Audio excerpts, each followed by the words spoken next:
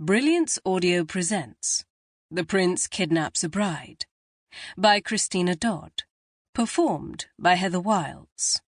From the time Crown Princess Sorcha was 3, she prayed for a baby brother. A baby brother would be a prince and the heir to the throne of Beaumontagne, leaving Sorcha free to be like other children. Well, not like other children, but at least like her sisters, who were mere princesses. Unfortunately, to the little family's deep distress, when she was 6, her queen mother died bearing a 3rd daughter. So Grandmama came to live with them. Sorcha never forgot that day. The opulent travelling coach drew up to the great door of the castle, and Grandmama stepped out, ancient, tall, skinny, with regal bearing, a thick carved cane, white hair, and cold blue eyes that froze Sorcha down to her bones.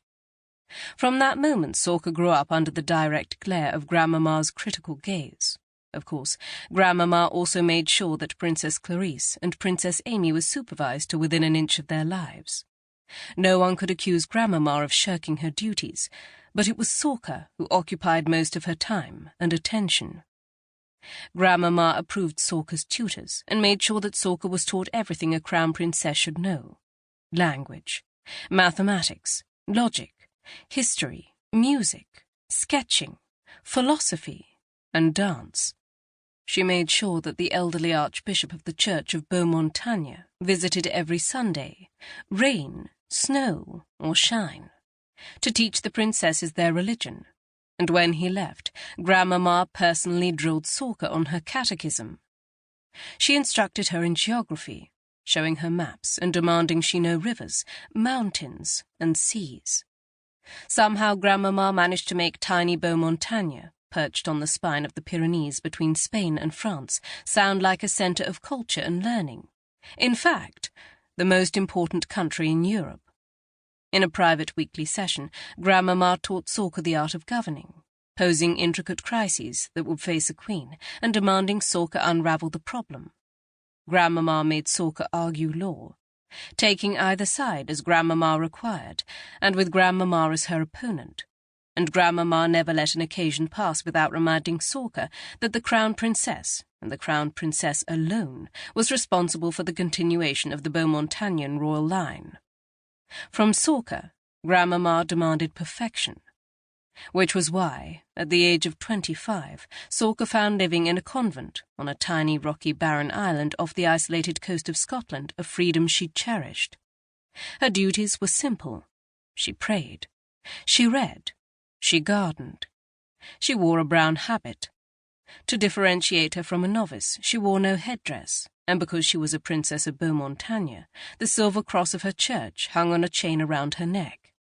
She kept the plants alive in the greenhouse in the winter, and in the garden in the summer. She ate with the nuns and slept in her bare little room.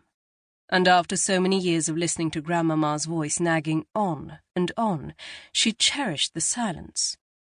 Yet one night, almost 3 years ago, she had a dream. A dream?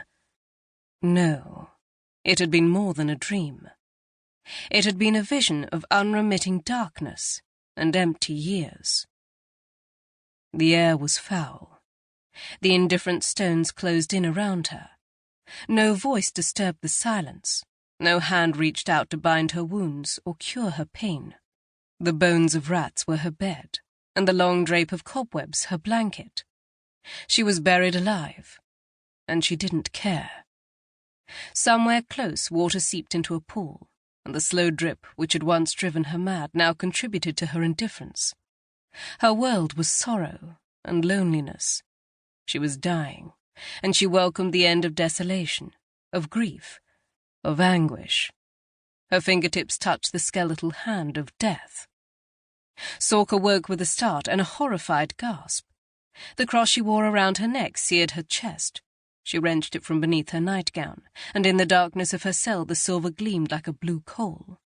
It blistered the palm of her hand, but she grasped it as tightly as she could, desperately needing its comfort. Sitting up in her bed, she trembled, gasping for air, wanting nothing so much as to breathe, to escape, to live. And the first light of dawn shone in her cell, and the first seabird called its high, sweet call outside her window. She ran to the window, wrapped her hands around the cold bars and looked out at the ocean, trying to clear the remnants of that awful dream from her mind. Yet she couldn't. And in all the time since, never had she regained her serenity. Day after day she found herself donning her brown wool cloak and wandering over the island as if seeking something, or as if something were seeking her.